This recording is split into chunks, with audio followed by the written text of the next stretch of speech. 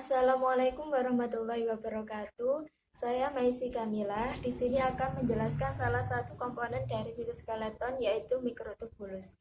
Sebelumnya, apa sih itu sitoskeleton? Sitoskeleton yaitu jejaring serat yang mengorganisasi struktur dan aktivitas dalam sel dan berfungsi sebagai memberikan sokongan mekanis pada sel dan juga mempertahankan bentuknya.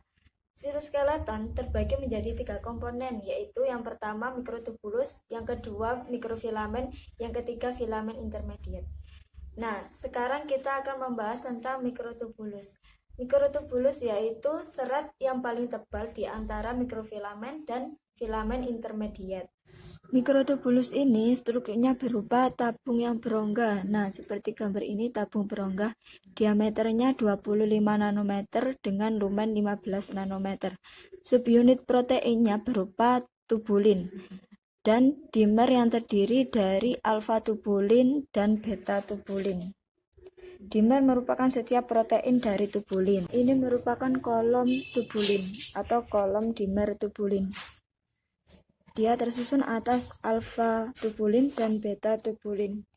Mikrotubulus bertambah panjang melalui penambahan dimer tubulin ini. Mikrotubulus juga dapat diuraikan dan tubulinnya pun digunakan untuk membangun mikrotubulus di tempat lain dalam sel.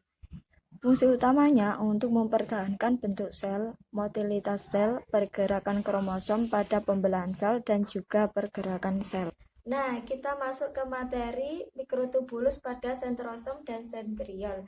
Mikrotubulus tumbuh keluar dari sentrosom yang terletak di dekat nukleus, serta dianggap sebagai pusat pengorganisasi mikrotubulus. Mikrotubulus berfungsi sebagai penopang penahan kompresi pada sitoskeleton. Nah, ini adalah gambar mikrotubulus pada sentrosom dan sentriol. Di situ terdapat sentrosom yang mengandung sepasang sentriol. Nah, ini sentrosom yang mengandung sepasang sentriol. Masing-masing berdiameter sekitar 250 nanometer. Kedua sentriol tegak lurus satu sama lain dan masing-masing tersusun atas 9 set triplet mikrotubulus. Nah, ini saling tegak lurus dan masing-masing set triplet mikrotubulus. Ada 9. Bagian biru ini merupakan protein non-tubulir yang menghubungkan triplet-triplet mikrotubulus. Selanjutnya kita ke materi mikrotubulus pada silia dan flagela. Silia dan flagela merupakan penjuluran yang mengandung mikrotubulus dari beberapa jenis sel. Ketika silia atau flagela menjulur dari sel-sel yang tetap di tempat sebagai bagian dari lapisan jaringan, maka penjuluran tersebut dapat menggerakkan cairan melalui permukaan jaringan.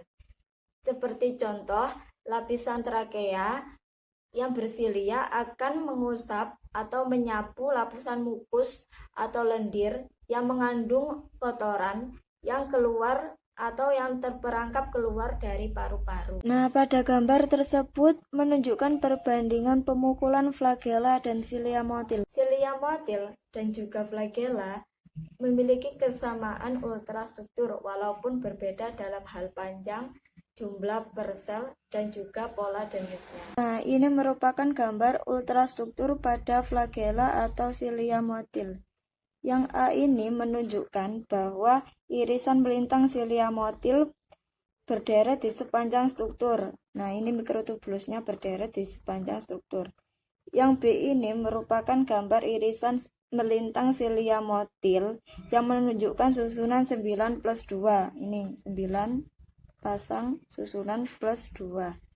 Yang C ini merupakan badan basal atau 9 doblet terluar pada silia atau flagela menjulur ke dalam badan basal, tempat masing-masing doblet bergabung dengan mikrotubulus lain dan membentuk cincin 9 triplet. Nah, ini membentuk cincin 9 triplet. 9 doblet mikrotubulus yang masing-masing anggota pasangannya pada gambar tersebut menunjukkan saling menyumbangkan sebagian dindingnya yang tersusun membentuk cincin. Pada pusat cincin terdapat 2 mikrotubulus yang disebut dengan pola 9 plus 2 yang dapat kita jumpai pada seluruh flagela dan silia motil milik eukariota.